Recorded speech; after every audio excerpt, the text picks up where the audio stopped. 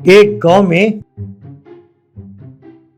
विमल नाम का एक गरीब किसान रहता था। उसके साथ उसके बूढ़े माँ बाप, पत्नी और बच्चे रहते थे। विमल बहुत अच्छा आदमी था, ईमानदार था। वो अपने खेत में मेहनत से काम करता था। खेत में जो फसल उगते थे उसे बाजार में बेच के जो पैसे मिलते थे लाकर अपने पत्नी को दे देता।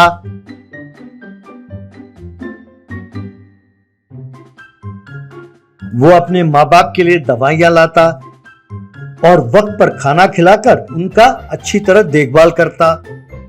वो जो पैसे कमाता था उसी में अपने परिवार के साथ खुशी खुशी रहता था।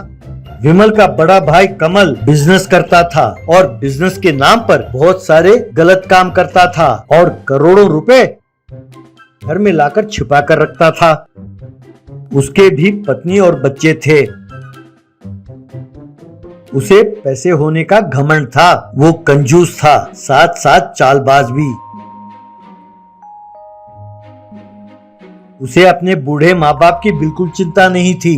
एक दिन विमल की माँ को दिल का दौरा पड़ा और वो वहीं गिर गई। उन्हें अस्पताल ले जाया गया।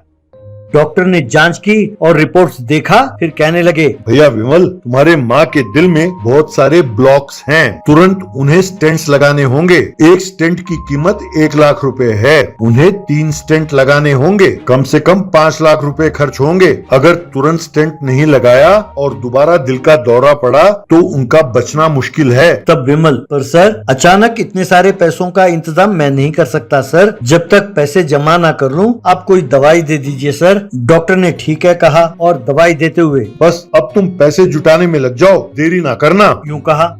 विमल तुरंत अपने भाई कमल से मिला और जो कुछ हुआ वो सब बताया और भाई से पैसे मांगा। तब कमल, क्या 5 लाख रुपए चाहिए? अरे मैं तुम्हें कोई धर्मराज नजर आता हूँ क्या?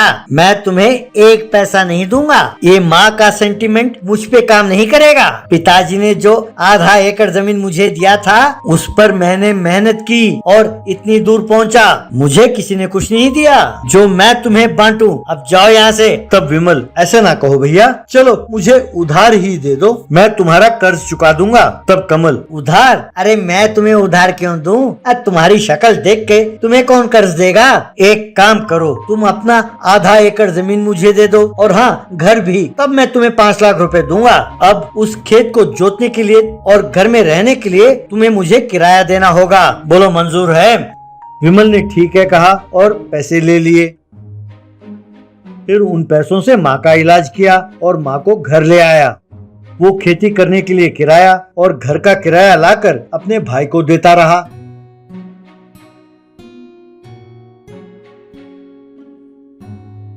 हर बार जब वो पैसे लाकर देता, वो घर का किराया बढ़ाता रहता। ये देखकर विमल बहुत दुखी होने लगा। एक दिन जब विमल अपने खेत में गया तो उसने देखा कि खेत के बीचों बीच एक स्वामी जी तपस कर रहे हैं। ये सोचकर कि स्वामी जी का तपस भंग ना हो, काफी देर तक विमल बिना खेती किए चुपचाप बैठा रहा। जब शाम ढलने लगी तब स्वामी जी ने अपनी आंखें खोली।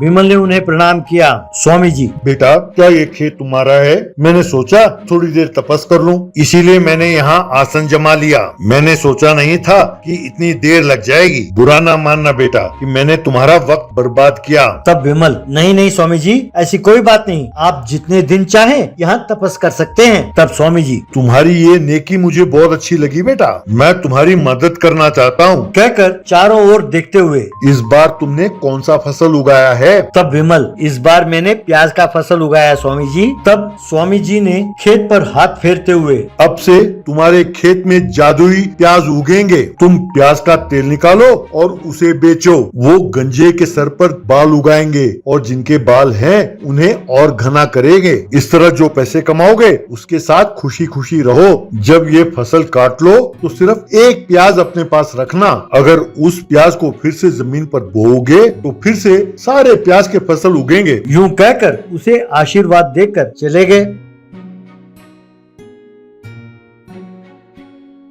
तब विमल ने प्याज का फसल काटा, उसे घर ले गया और उन प्याजों को एक मशीन में डालकर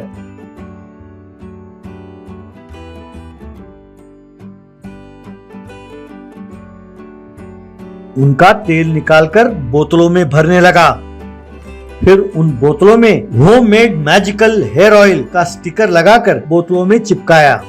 फिर उसे ठेले में ले जाकर, आइए भाई आइए, होममेड मैजिकल हेयर ऑयल, इसे लगाएंगे तो गंजे के सर पर बाल उगेगा और जिनके बाल हैं वो और घने हो जाएंगे, कहकर आवाज देने लगा। ये सुनकर कुछ आदमी और औरतें वहां पहुंचे और उन्होंने खरीदा। उस तेल को सर पर मलते ही गंजे के सर पर बाल उगने लगे और जिनके बाल थे वो घने हो गए। एक औरत जिसके सर पर कम बाल थे, उसके बाल बहुत लंबे और घने हो गए। सबने बिमल की बहुत प्रशंसा की। उस दिन से ज्यादा मात्रा में लोग आकर उससे तेल खरीद कर ले जाने लगे। अब बिमल सिर्फ ठेले में नहीं, घर के पास भी प्याज का तेल बेचने लगा। उसने बड़ा घर खरीद लिया, बड़ी गाड़ी खरीद ली और ठाठ से रहने लगा। जब कमल को इस बात का पता चला, वो गुस्से में भरा हुआ वहां पहुंचा। क्यों रे, मेरे खेत में खेती करके मुझसे ज्यादा पैसे कमाते हो? तुम जो थोड़े से खेत के पैसे देते हो किराए के, वो मुझे नहीं चाहिए। चुपचाप मेरा खेत छोड़ दो, वो जादुई तेल मैं बनाऊंगा और पैसे कमाऊंगा। यूं कमल भी तेल निकालकर उसे बेचने लगा। जो लोग कमल से तेल खरीद कर ले गए, जब उन्होंने वो तेल अपने सर पर मला तो जो थोड़े बहुत बाल थे वो भी गायब हो गए। बस सबने मिलकर उसे खूब मारा। बिमल ने अपने हथेली में जो एक छोटा सा प्याज छुपा कर रखा था, उसे देखकर मुस्कुराने लगा। फिर उसने उस प्याज को अपने खेत में बोया तो खेत में जादुई प्याज उगने लगे।